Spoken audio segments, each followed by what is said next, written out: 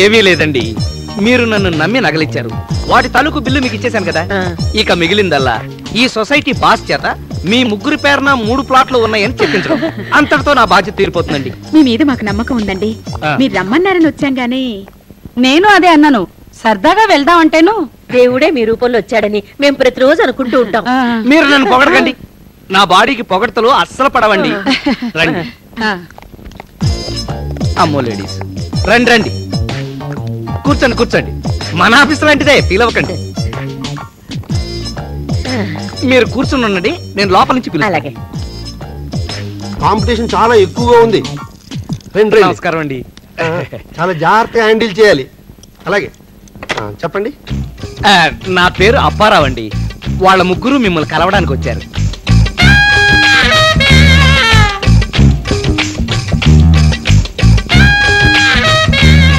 ఏమిటి పని? అబ్బే ఏం లేదు సార్, గుజరాత్ భూకంప బాధితుల కోసం వాళ్ళు కొంత డబ్బు కలెక్ట్ చేశారు. ఆ చెక్కుని మీ చేతుల మీదుగా సీఎంకి ఇవ్వాలని వాళ్ళు ముచ్చట పడుతున్నారు. సీఎం గారికి? సీఎం గారితో ఫోటో తీయించుకోవాలని ఎన్నాళ్ళ నుంచో కుతూహలంగా ఉందయ్యా. ఆ కోరిక నీ ద్వారా తీరుతుంటే నాకు చాలా ఆనందంగా ఉందయ్యా. మనకి ఈ పిచ్చ కూడా ఉందా? పిచ్చిగా ఉందయ్యా. చద్ది కూడా అడుక్కునే వాడికి చక్కెర పొంగల్ దొరికినంత ఆనందంగా ఉంది నాకు. సామెత సరిగ్గా చెప్పలేదు. సరే, ఇంతకీ ఎంత వసూలు చేశారు? అంటే అదండి, ఆ మొదట కూర్చున్న ఆవిడ మన వైపు చూపిస్తున్నాడు, కాస్త నవ్వు మొహం పెడదాం. చూశారుగా, తాయారమ్మ 50,000. అలాగే ఆ మధ్యలో ఉన్న ఆవిడ సుమిత్ర గారు నగలమ్మి 40,410 రూపాయలు.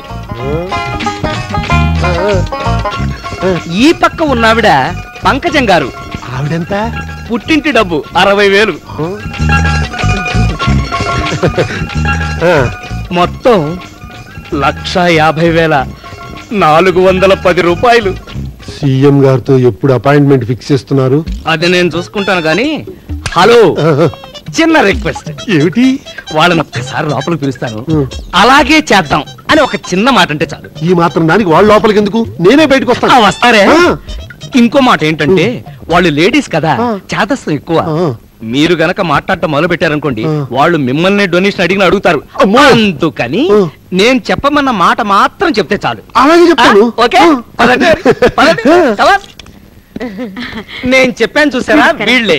వీళ్ళ పేర్లు తాయారమ్మ 50,000, సుమిత్ర 40,410 రూపాయలు, పంకజం 60,000. ఇంతవరకు కరెక్టే.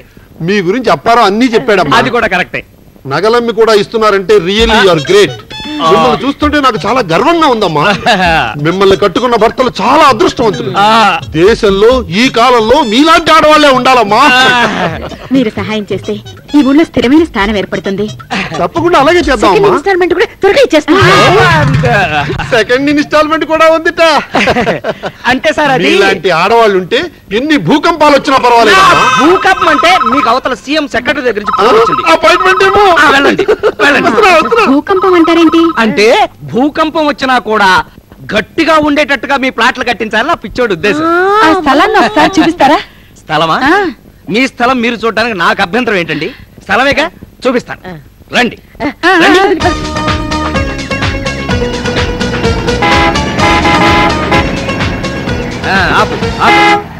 నువ్వు ఎక్కడే ఉండవయ్యా, దిగండి దిగండి. ఇదే మీ స్థలం, ఇక్కడే మీ ముగ్గురికి ప్లాట్స్ వస్తాయన్నమాట. అవును, తూర్పు ఎటు పక్కన? ఏం దండం పెడతారా? దానికి ఇంకొంచెం టైం ఉందండి, కానీ ఇటు పక్క అనుకుంటానండి.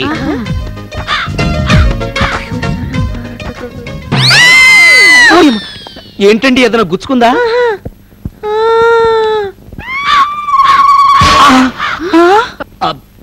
ఇది ప్రభుత్వ స్థలమా? మరి మనదే అంటున్నారుగా. గవర్నమెంట్ స్థలంలో ఇల్లు కడితే జైలుకి పంపిస్తారు. అప్పారావు గారు అలా చూస్తారేంటి? మీరెంత తెలివిగల వాళ్ళు అని గమనిస్తున్నానండి. అమ్మో అమ్మో అమ్మో, ఏమో అనుకున్నాను కానీ ముగ్గురికి ముగ్గురు మేధావులే ఉండాలండి. లేడీస్ అంటే ఆ మాత్రం టాలెంట్ ఉండాలి, లేకపోతే ఈ సమాజంలో బ్రతకడం చాలా కష్టం. ఇదే అభిప్రాయం నిన్న అంజు మీనన్ గారికి చెప్పాను. అసలు అంజు మీనన్ అంటే ఇంతకీ ఆ బోర్డు సంగతి ఏంటి? నేనే పెట్టించానండి.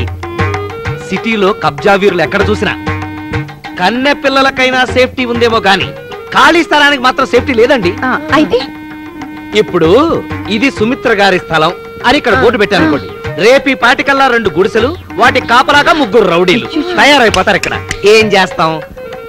అది పడలేకే గవర్నమెంట్ స్థలం అని బోర్డు పెట్టాను. దెబ్బకి భయపడి ఎవడో రావట్లేదండి ఇక్కడికి, అందుకని అలా చేశాను. ఏమండి మీకు నమస్కారం చేస్తాను. దయచేసి ఈ వ్యాపార రహస్యాన్ని ఎవరికి చెప్పండి. మరి సెకండ్ ఇన్స్టాల్మెంట్ ఎప్పుడు కడుతున్నారు? దాని గురించి ఆలోచిస్తున్నామండి. అదేదో మీరే చెప్పండి.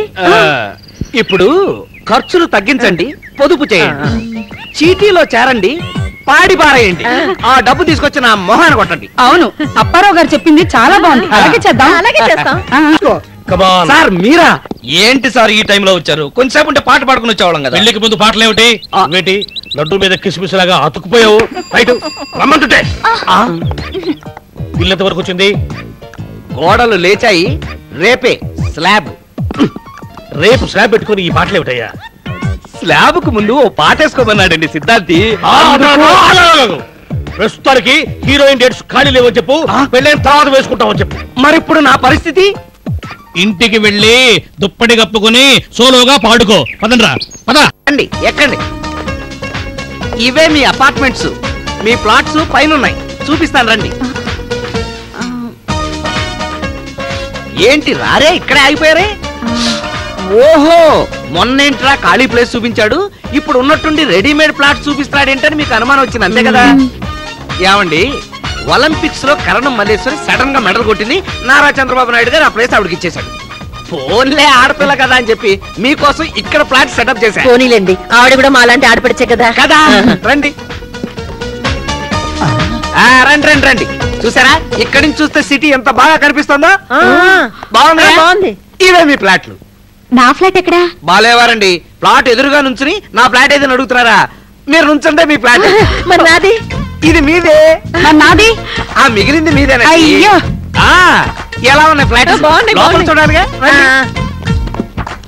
చూసుకోండి చూసుకోండి, ఫ్లాట్లు ఎలా ఉన్నాయి చూసుకోండి, శుభ్రంగా తిరిగి మరీ చూసుకోండి. ఎవరయ్యా నువ్వు? ఏం కావాలి? నేను ఇక్కడ వాచ్మెన్ ని. ఇంతకీ నువ్వెవరు, వాళ్ళెవరు? నా పేరు అప్పారావు, వాళ్ళు ఇక్కడ ప్లాట్లు కొనుక్కున్న వాళ్ళు. చూద్దామని వచ్చారు, మంచి కాఫీలు అరేంజ్ చేసుకో. ఏమిటి, వీళ్ళు ఇక్కడ ప్లాట్లు కొనుక్కున్నారా? ఇది డాక్టర్ రమేష్ గారిది, అది లాయర్ లక్ష్మణ్ గారిది, ఆ పక్కది సినిమా వాళ్ళది.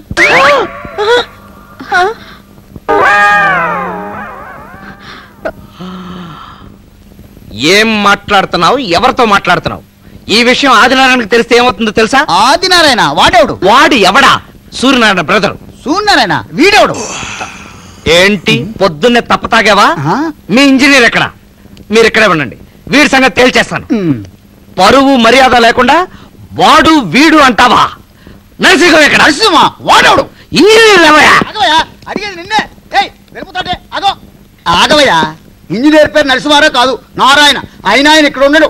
ఆ విషయం మాకు తెలీదా? ఆ లేడీస్ ఎవరనుకుంటున్నావు? నువ్వు చెప్పేవే డాక్టర్ రమేష్, సెకండ్ సెటప్. మధ్యలో లావుగా ఉంది, ఆవిడ లాయర్ లక్ష్మణ్ మొదటి పెళ్ళం. సినిమాలో శ్రీలక్ష్మి లాగా ఉంది చూడు, అది డాక్టర్ దగ్గర పనిచేసే నర్సు. అయితే ఏంటంటే ఈవిడ డాక్టర్ సెకండ్ సెటప్ అని ఆ నర్సుకు తెలీదు, అది డాక్టర్ దగ్గర పనిచేసే నర్స్ అని సెకండ్ సెటప్ తెలీదు. వీళ్ళిద్దరూ ఫ్రెండ్స్ అన్న విషయం లాయర్ లక్ష్మణ్ పెళ్ళానికి తెలీదు. వీళ్ళ ముగ్గురు కలిసి ప్లాట్ చూడడానికి వస్తున్నారన్న విషయం ఆ డాక్టర్ తెలీదు. నేను ఆ డాక్టర్ మొదటి పెళ్ళడానికి కజిన్ బ్రదర్ అని నీకు తెలీదు. నీకేమైనా అర్థమైందా? ఏంటి కళ్ళు తిరుగుతున్నాయా? మరి కథలో అన్ని మలుపులున్నాయి, ఎందుకు తిరగవు? అందుకని ఊరికే మనసు పాడు చేసుకోకుండా వెంటనే వెళ్ళి వేడిగా కాఫీ తాగి మాకు కూడా కాఫీ పట్టరా. ఇందా ఏంటిది? 100 తీసుకో నీ బొంద. ఎలా నీ అబ్బా, చీ డర్టీ ఫెలోస్, వేళాపాలాలి తప్ప తాగడానికి చెడామడా వాయించేసరికి కాళ్ళమే పడి ఏడుస్తున్నాడు.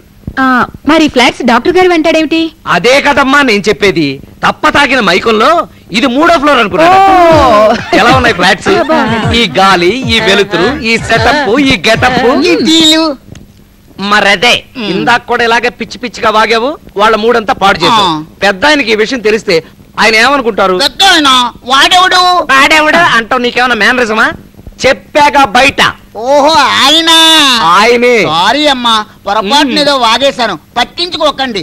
నంబర్లు కూడా తెలియక. చెప్పాను కదమ్మా, సెకండ్ ఫ్లోర్, థర్డ్ ఫ్లోర్. వస్తానమ్మా. మా గృహప్రవేశం అయిన తర్వాత ఉంటావా? ఉంటానమ్మా. మరి అదే ఎక్స్ట్రా అంటే ఎలా ఏమండి, ఇక బ్యాలెన్స్ కట్టేసి మీ ప్లాట్లు సొంతం చేసుకోండి.